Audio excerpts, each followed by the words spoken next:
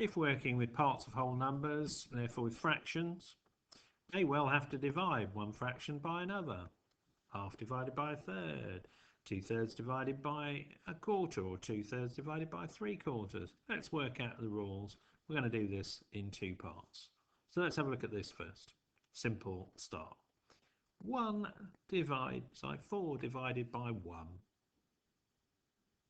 What's that mean? What's it asking us? Well, it's asking us to count in ones. And the question it's asking us is, how many ones are there in 4? Yeah, so we're counting in ones. And the question is, how many ones in 4? How many are there?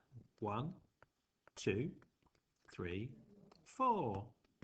So we probably think, you might think that's really obvious, but let's just think about it. We were counting in ones, and the question we asked is, how many ones in 4? There's a nice clear version for you if you want to copy it. Let's have a look at this one. 6 divided by 2. We're counting in 2s. The question being asked is, how many 2s in 4?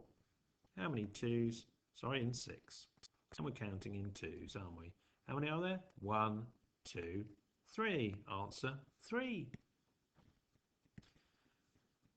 6 divided by 3.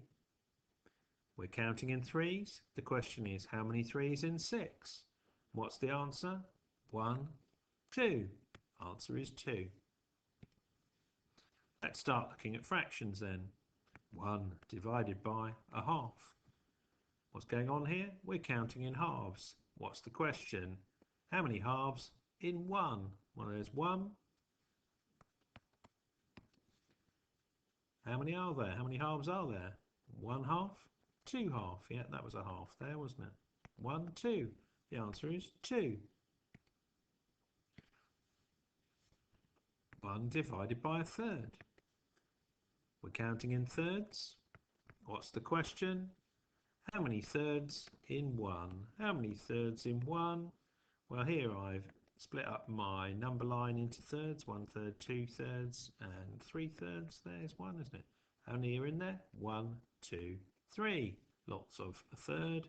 So the answer is 3. Next one. Let's go slightly more complicated.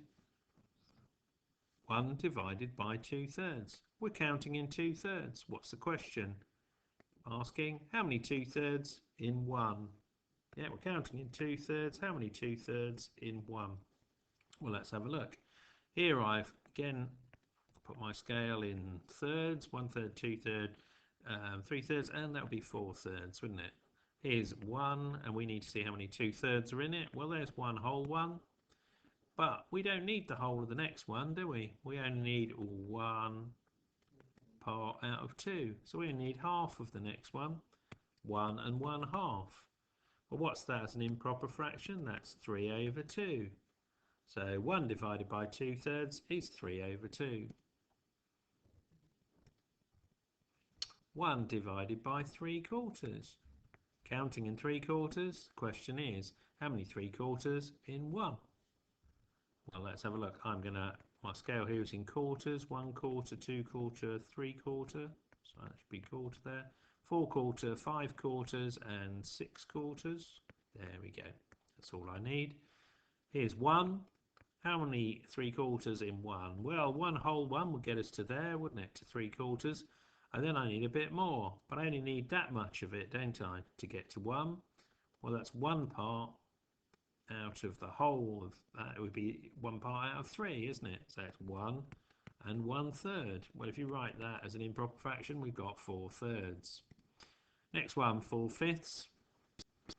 So we're counting in 4/5, and the question is, how many 4/5 in 1? So I'm going to do my scale in fifths this time.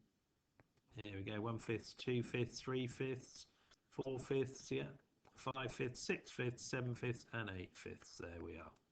Okay, question was, how many 4/5 in 1? There's 1. Well, there's 1 whole 4/5, isn't it? And now we only need this part of the next 4/5. Well, that's 1 part out of 4, isn't it? So I need 1 whole 4/5 and 1/4 of the next one. which if I write as an improper fraction is 5/4. So there we have it.